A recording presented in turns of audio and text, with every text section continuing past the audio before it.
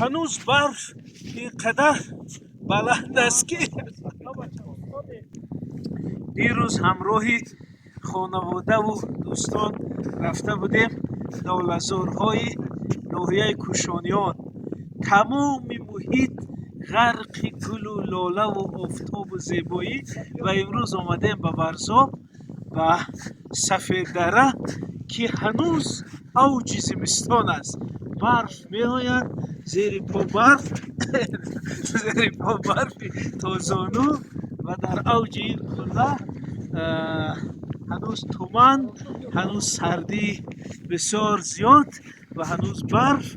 این معجزه تاجیکستان است که بین چند دقیقه شما از یک فصل به فصل دیگر، بین چند کیلومتر شما از یک فصل به فصل دیگر میاد. انا همین است زیبایی به مثل ناتکراری این تاجیکستان.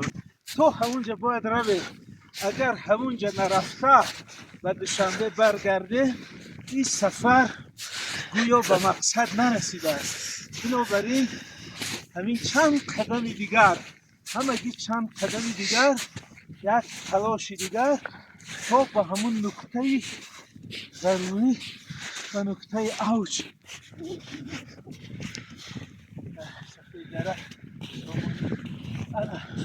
اینک با بلندی 3020 متر در اوج قله در بیت برف تربه باردها آمده.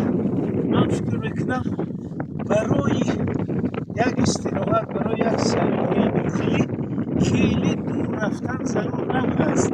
همه چند دقیقه از دوشنبه که در شبیه زیبایی که